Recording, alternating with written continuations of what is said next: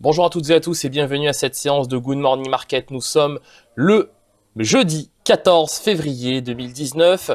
Et pour aujourd'hui, nous avons des marchés qui évoluent de nouveau en territoire positif grâce aux avancées sur la thématique commerciale. Nous avons appris que Donald Trump prévoyait de reporter la date butoir du 1er mars de 60 jours, ce qui porte cette nouvelle date butoir au 1er mai.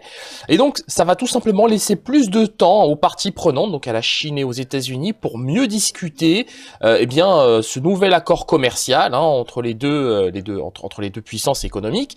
Et donc, c'est un élément très positif qui, tout simplement, aujourd'hui soutient les marchés, et ce, malgré les quelques mauvaises publications de résultats dont on a pris connaissance aujourd'hui. Par ailleurs, notons les chiffres du commerce extérieur en Chine, très positifs, c'est même supérieur aux attentes. Donc, bien que les chiffres de l'importation, des importations restent négatifs, c'est quand même nettement mieux qu'attendu. Alors, passons tout de suite au calendrier économique de ce jeudi 14, février. Donc nous les avons ici, les chiffres de l'importation, des importations plutôt, ressortis en baisse de 1,5% en rythme annualisé contre une baisse de 7,6% le mois précédent en rythme annualisé. Mais surtout, on s'attendait à une baisse de 10% des importations. Et vous voyez, c'est quand même mieux qu'attendu, en tout cas en termes de chiffres du commerce extérieur. Pareil pour la balance commerciale en nette amélioration par rapport à ce qui était prévu, mais nette dégradation par rapport à la valeur précédente.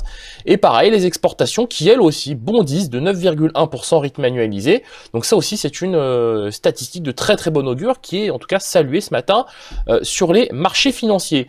On prendra connaissance aujourd'hui des chiffres de la croissance, du PIB, donc du produit intérieur brut en zone euro au titre du 4e trimestre.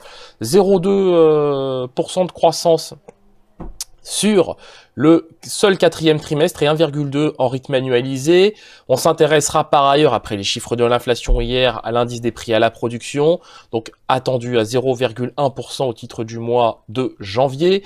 Les ventes au détail, donc ça aussi c'est une statistique assez importante, et aussi le discours évidemment de Patrick Harker qui aura très probablement un petit peu d'impact sur les cotations, au même titre d'ailleurs que celui de Loretta Mester qui je le rappelle nous a indiqué pas plus tard qu'il y a 2 jours que la Réserve fédérale devrait très clairement cette fois-ci cesser de réduire la taille de son bilan afin de soutenir tout simplement l'économie et vous comprenez ici les marchés financiers. Voilà. Donc le DAX 30. Tous ces éléments donnent un DAX 30 sur le niveau des 11 200 points, ou en tout cas aux portes des 11 200 points. Alors oui, petite faute ici, donc là 11 200 points quasiment, incursion en direction des 11 240 points. Donc pour le moment, on a une consolidation qui s'opère entre les moyennes mobiles à 7 et 21 périodes. Attention quand même, car en cas de rupture de cette moyenne mobile, on pourrait bien retrouver le niveau des 11 160 à 11 132 points. Par contre, dans le cas inverse, en cas de franchissement de cette moyenne mobile à cette période, nous privilégions clairement un retour sur le niveau des 11 240 points. On ne peut pas l'exclure, d'autant que la probabilité aujourd'hui d'une nouvelle hausse ou d'une poursuite de la hausse de l'indice DAX 30 est quand même très élevée. Donc probabilité de hausse très très élevée sur cet indice. L'indice S&P 500.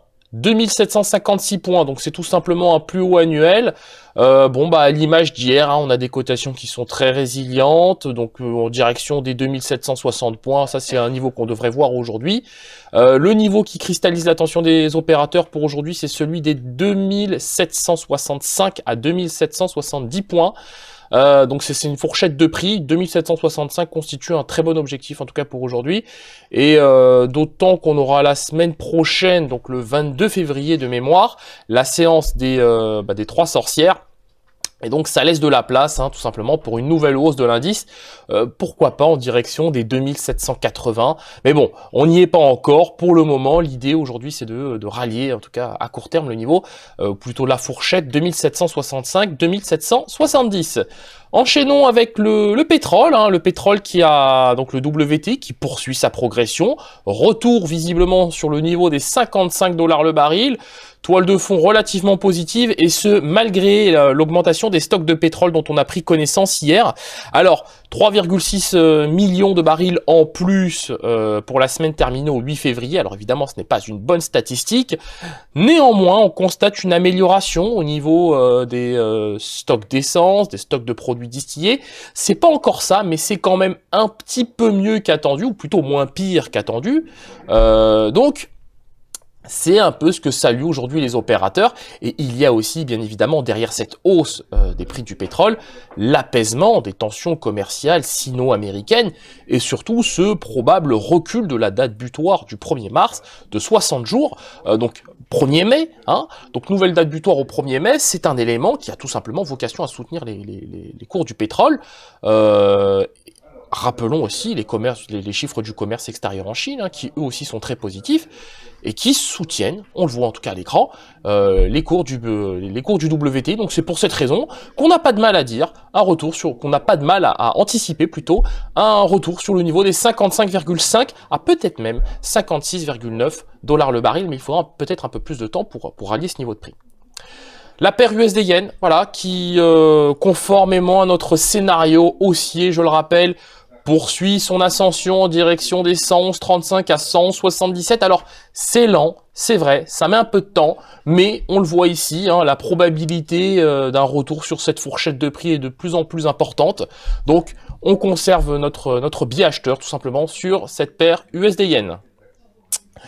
Terminons cette analyse avec la paire euro-dollar qui, vous le voyez, en unité de temps journalière a complètement cassé à la baisse ce support oblique. Nous l'évoquions déjà le 6 février dernier avec un retour probable sur les plus bas du 24 janvier dernier. C'était le jour du discours, c'était le dernier discours d'ailleurs de Mario Draghi dans le cadre de sa réunion dans le cadre de sa réunion de politique monétaire qu'il a toutes les 6 semaines avec le Conseil des gouverneurs de la Banque centrale européenne. Donc, en tout cas, pour aujourd'hui et à très court terme, on peut désormais anticiper un retour des cotations sur le niveau des 1,1220. Les rendements du 10 ans américain poursuivent leur progression, les rendements du Bund sont à peu près stables, donc il n'y a vraiment pas de raison que le dollar ne se renchérisse pas face à l'euro, et d'ailleurs même face au yen. Nous allons nous quitter sur cette note. Merci d'avoir suivi cette vidéo, ce Good Morning Market. N'hésitez pas à partager et à liker cette vidéo. Nous vous souhaitons une excellente séance de trading et une excellente journée. Au revoir.